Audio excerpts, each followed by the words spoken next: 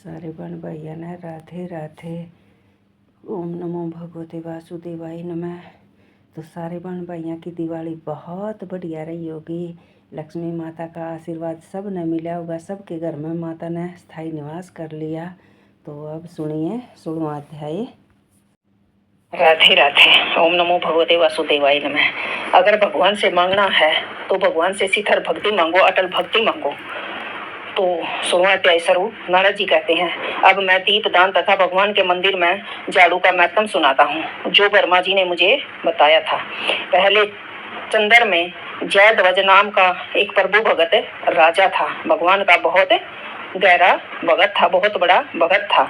राजा स्वयं मंदिर में जाकर झाड़ू लगाता था और दीप भी जलाता था। एक समय राजपुरोहित स्वयं राजा को यह काम करते हुए देखकर विस्मय में होकर, आश्चर्य में होकर पूछने लगा कि हे राजन, भगवान को प्रसन्न करने के लिए और भी अनेक भक्ति के कार्य हैं, परंतु आपकी श्रद्धा मंदिर में झाड़ू तथा दीप जलाने में इतनी अधिक क्यों है? कृपा करके इसका कारण बताइए। तब राजा हाथ जोड़कर बड़े नम्र स्वभाव से कहने लगे कि हे महाराज, इस संबंध में मेरे पूर्व जन्म का एक इतिहास है, जो भगवत कृपा से मुझे इस जन्म में भी याद है, स्मरण है।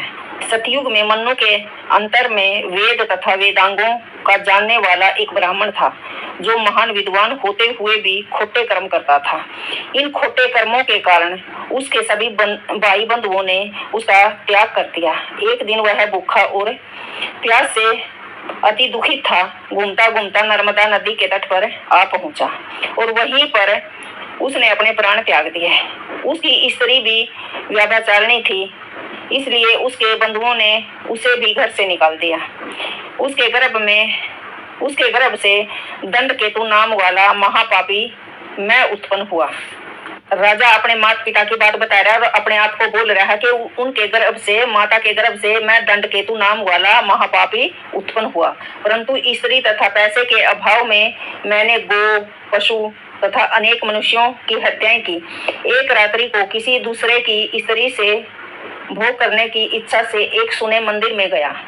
वहां जाकर कपड़े से स्थान साफ किया, फिर दीपक जलाया। इतने में उस सुने मंदिर में दीपक जलता हुआ देखकर गांव के रक्षक वहां पर आ गए और मुझे चोर तथा डाकू समझकर लाठियों से मार डाला। देह से प्राण निकलते ही भगवान के दूत वहां पर आ गए और मुझको सुंदर विमान में बिठाकर ले आए।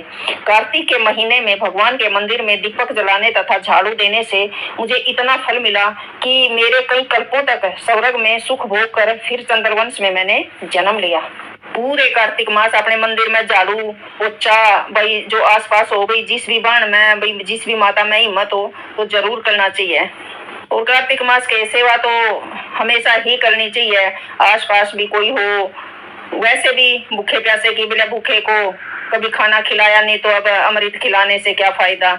यही बात है कि भाई हमेशा ही एक अच्छा भाव रखना चाहिए, अच्छी श्रद्धा रखनी चाहिए। 16वां अध्याय संपूर्ण। सारे बन भैया ने प्रेम भरा राधे राधे। ओम नमो भगवते वासुदेवाय नमः। तो यो हमारा मन बहुत चंचल है, यो एक सेकंड में कहीं भी पहुंच जाए। कोशिश करो यो इस परमात्मा के धाम पर लग जाए, नाम पर लग जाए, रट ले, यू सारे उल्टे काम छोड़ दे। तो सुनो। आई रट ले नाम हरि का, लाले नए ध्यान हरि का। आई रट ले नाम हरि का, लाले नए ध्यान हरि का। जिस दौलत पे तुझे भरोसा, जिस दौलत पे तुझे भरोसा, ना जाने कब दे दे धोखा, ना जाने कब दे दे धोखा। आई रट ले नाम हरि का, लाले नए ध्यान हरि का। देख है सर क्यों सुंदर काया, देख है सर क्यों सुंदर काया। चिता के बीच जब जाएगा जलाया, चिता के बीच जब जाएगा जलाया। आए तेरा मांस रहेगा न चमड़ा, रट ले नए नाम हरि का।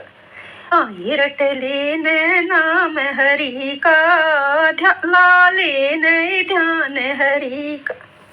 पाप करे और गंगा नावे, पाप करे और गंगा किस ते अपने पाप छुपावे, किस ते अपने पाप छुपावे। आए तो रखता हिसाब सबका, रट लेने नाम हरि का। आए रट लेने नाम हरि का, ला लेने ध्यान हरि का। सारे बहन भाइयों ने राधे राधे। ओम नमो भगवते वासुदेवाय नमः।